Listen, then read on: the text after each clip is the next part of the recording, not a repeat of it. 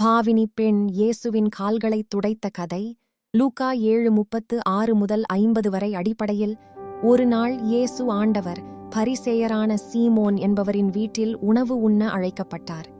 இயேசு அந்த வீட்டில் மேசையருகே சாய்ந்து அமர்ந்திருந்தார். அந்த ஊரில் ஒரு பெண் இருந்தாள். அவள் ஒரு பாவியானவள் என்று அனைவரும் அறிந்திருந்தார்கள். மக்கள் அவளை இகழ்ந்து பேசினார்கள். யாரும் அவளிடம் மரியாதையுடன் நடந்து கொள்ளவில்லை.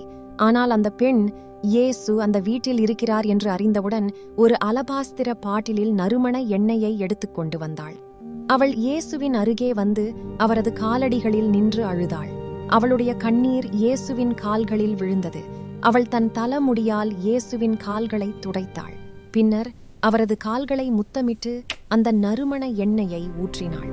அதை பார்த்த சீமோன் மனதிற்குள் நினைத்தான், இவர் உண்மையான தீர்க்கதரிசி என்றால் இவர் முன் நிற்கும் பெண் யார், எத்தகைய பாவினி என்று அறிந்திருப்பார். அப்போது இயேசு சீமோனை நோக்கி கூறினார், சீமோனே, உனக்கு நான் சொல்ல வேண்டிய ஒன்று இருக்கிறது. இயேசு ஒரு சிறிய உவமை சொன்னார். ஒருவனிடம் 2 பேர் கடன் வாங்கினார்கள். ஒருவன் அதிகமாக, மற்றவன் குறைவாக. இருவரும் திருப்பிச் செலுத்த முடியவில்லை.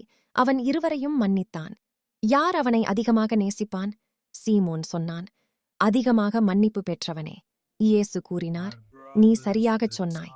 பின்னர் இயேசு அந்த பெண்ணை சுட்டிக்காட்டி சொன்னார், நான் உன் வீட்டில் வந்தபோது நீர் கொடுக்கவில்லை. ஆனால் இந்த பெண் தன் கண்ணீரால் என் கால்களை கழுவினாள். நீ எனக்கு முத்தம் கொடுக்கவில்லை. ஆனால் அவள் என் கால்களை விடாது முத்தமிட்டாள். நீ எண்ணெய் பூசவில்லை. ஆனால் அவள் நறுமண எண்ணெயை ஊற்றினாள். அதனால் நான் சொல்கிறேன், அவளுடைய அதிகமான பாவங்கள் மன்னிக்கப்பட்டுள்ளன, ஏனெனில் அவள் அதிகமாக நேசித்தாள். பின்னர் இயேசு அந்த பெண்ணை நோக்கி கூறினார், உன் பாவங்கள் மன்னிக்கப்பட்டன. உன் விசுவாசம் உன்னை இரட்சித்தது. சமாதானத்தோடு போ. அந்த வீட்டிலிருந்த அனைவரும் அதிசயித்து கேட்டார்கள், இவர் யார்? பாவங்களையும் மன்னிக்கிறார்.